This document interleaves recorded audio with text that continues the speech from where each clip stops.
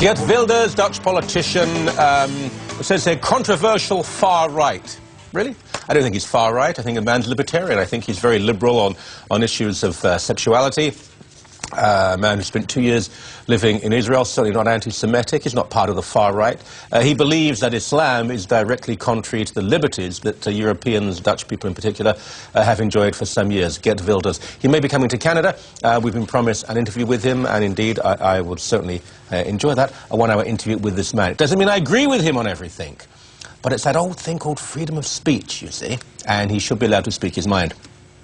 He showed his movie at the House of Lords, the upper chamber. It's a bicameral system in the UK, of course, like our Senate, but better dressed. Last week, he was there to screen his anti-Islam movie and denounce the religion as totalitarian and incompatible with democracy. So Geert Wilders says things about Islam which are very provocative. Thing is, I've heard many Muslim leaders say the same thing. I've heard them say that our religion is not compatible with democracy. I've heard them say it's authoritarian. We do believe in absolutism. And so what, he's echoing other people. He quotes from the Quran. This is done, of course, out of context about the Bible constantly. You don't have to agree with the man, but the idea of saying you must be silenced and always pretending he's of the far right. He's not in any way a neo-Nazi, Holocaust denier, authoritarian. He simply believes that Islam is an issue.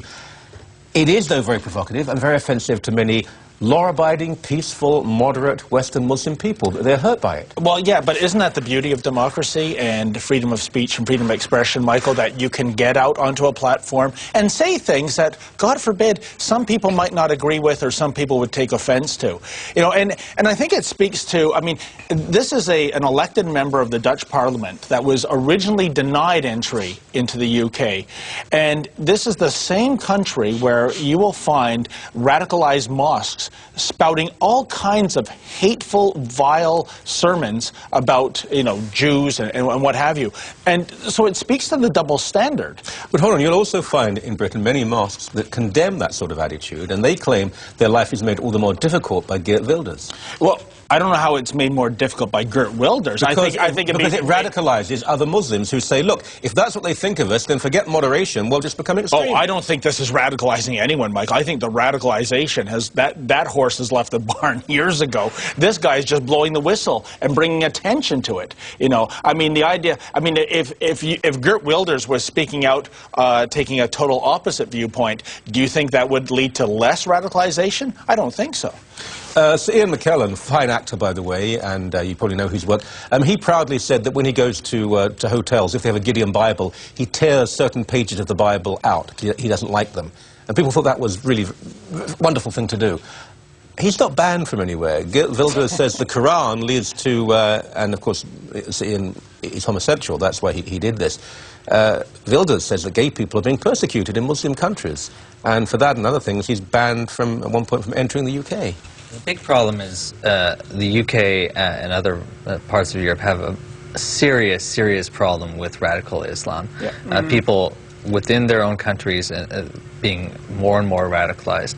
And so you've entered this sort of unfortunate circle where you have people radicalized. You bring someone in who's also not necessarily radical, but on the other side, who tends to radicalize these people even more. And so you're left with the question, well, should we keep this guy out of the country because, you know, maybe it'll keep things a little bit quiet for us. And I see that argument. Besides the freedom of speech argument, which is an undeniable argument, and banning him from the country in the first place was a terrible PR move, among other things. But I see the worry, but I do see the worry there that you have these people who are going to be more radicalized and more angry if this guy comes to the country and shows his film. What do you do? Just want to talk about Wilders for a moment, because you know a bit about the far right in European politics. People try to paint him in the tradition of Le Pen and North European fascism, and he is simply not in that tradition at all. No, he isn't that. He isn't that at all. And you know, as you mentioned before, he's a homosexual. That in a way. No, I didn't say he was homosexual. Oh. I said he was very liberal on issues of homosexuality. Oh, right. Sorry, that's what I meant. There was a former leader in Northern Europe who was gay, but not this way. Well, in any case, that stance alone shows that he's not that he can't be a far-right politician anyway, just from that. Really? Yeah. I have to say, the idea that homosexuality and the far right are mutually exclusive Ernst Röhm was found in bed with his chauffeur, Night of the Long Knives, in 1934, and there were leading Nazis who happened to be homosexual. No, I don't think that's the issue. I think he's very liberal on those issues. He's liberal on most issues of religion, on freedom of speech and freedom of movement. His whole argument, it's not because of someone's skin colour, that's irrelevant. There's a particular religion that he believes is completely contrary to the European ideas of multiculturalism and liberalism and freedom. It may very well be right. In many ways, I think there's a good argument for him being right. But Europe's faced with a totally different situation now. And the question really isn't whether he's right or wrong. Really? It's whether we have to appease to the point of silencing other people. It's not even really, it's not appeasement. No, I don't think it's appeasement. It's fear? Yeah. Fear. Well, so might makes right then. It's very ironic that he is calling for the Quran to be banned, if I understand the story correctly, and yet he's complaining about his own limits on freedom of speech. That's highly ironic. Do you not think? Well, if he's allowed to criticize the Quran, and we can debate whether he is actually inciting trouble, then the Quran should be allowed to exist on its own right. But isn't that the same argument that applies to human rights commissions and hate laws, that sometimes you suppress certain freedoms to allow a greater liberty? I don't think the Quran should be banned. I think it's an absurd idea. He's being provocative. But that's what he's calling for. So yes, well, he is being provocative. So at what point, and this is where the debate is, at what point does somebody who is just trying to encourage vigorous debate and be provocative in that way, at what point do you cross the line to actually causing the kind of violence or unhelpful debate? Let's give some context here. I think this is important because this is the Netherlands, which is very proud of its sense of, I think, too much freedom and almost anarchy at times. This is where a man is murdered like an animal in the middle of the street. It's horrible. Cut. This is where there are anti-Semitism on the rise, the first time in generations because Muslim attacks on Jews. Is that the fault of the entire religion? Or is that the fault of the Boy Scouts or the Rotary Club, is it? Is that the fault? Well, is Christianity to blame for Jim Jones? No, yeah, it is. No, but that is the point. Mary, it is.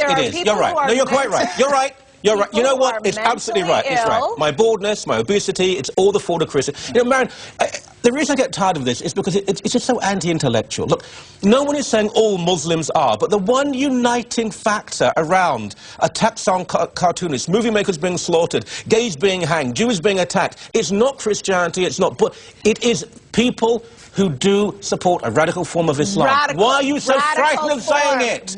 There are no Muslims in your riding. That is absolutely what needs to be distinguished. It's a fundamental radicalized version. Every time this is mentioned, we do, but it's never enough for people like you. But he is not, and this is my problem with Mr. Wilders, is that he is not distinguishing between people who abuse and distort You obviously haven't read him. You haven't read him, then.